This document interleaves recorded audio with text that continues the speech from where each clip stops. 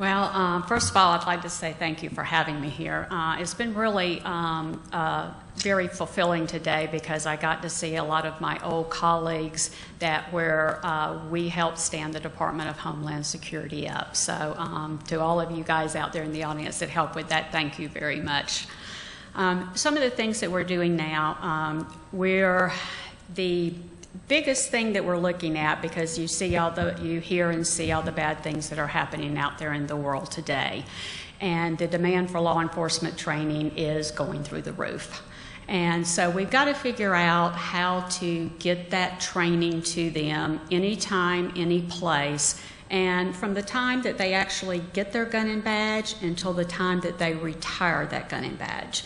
And we're doing it through a lot of different things. We're doing a really good job with some simulations. We're doing a lot more with driving simulations, which you've had a chance to. Yeah, I just have to brag about it. I went down there, they put me on the driving simulator. I think I smashed the car 4 times in the first minute. But, yeah, I think they still have him there as the what not to do when you're doing the driving simulators. And we're doing firearm simulators, which that is a really interesting way that we're doing the training and stuff.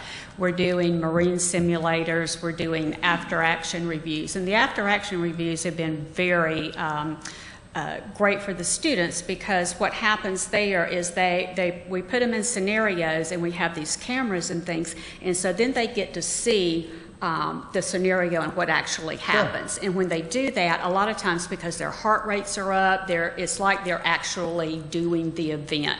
And they'll come back and say, I didn't do that, and the instructor's going, oh yeah, you did, and here's your evidence. Yeah, right. So, but one of the biggest things that we're doing, Jim, that I think is going to have the most impact is, you heard Donna Roy talking to you earlier about HISN. Right. All right, and so she talked about the operational piece of HISN, and what we're trying to do is put the training piece in there so that they do have, that your law enforcement officers, the million plus that we just heard talk about earlier, so that from the time they get that gun and badge until the time they retire, they've got this one place they can go and they can do their operational mission and they can do the training at the same time.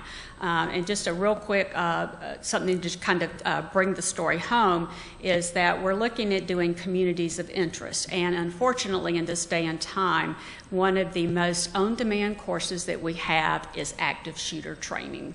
And so imagine that you have, and we've had this, one of the shooter that took down the police officer that took the shooter down in the Navy Yard, he had just been to our training. So imagine that you can get into a community of interest and you have this person that has just gone through the experience, and that you have the people that have been through the active shooter training, and they're there and they can talk to the person, they can get real life lessons learned.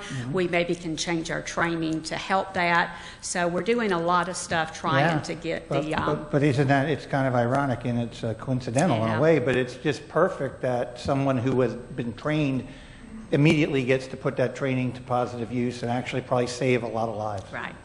That's and some lessons learned along the way as you move to these new technologies. Are they accepted right away? I mean, people okay with simulation versus the live stuff? You can imagine because you were with Secret Service for quite some time, so as you can imagine, some of it is a real culture change. Sure. It's easier for some of the new ones coming in, but when they are there and actually go through the training and see the added value, then they become true believers. And a good thing with this is like the firearm simulations, because what happens is that when you have a gun, then the instructor has to tell you what to do and he steps back. Right. All right. When you have a simulator, you're there, he can talk to you, he's not stepping back, you got more trigger pulls, The whole safety environment. The whole safety environment's totally different. Yeah. Excellent.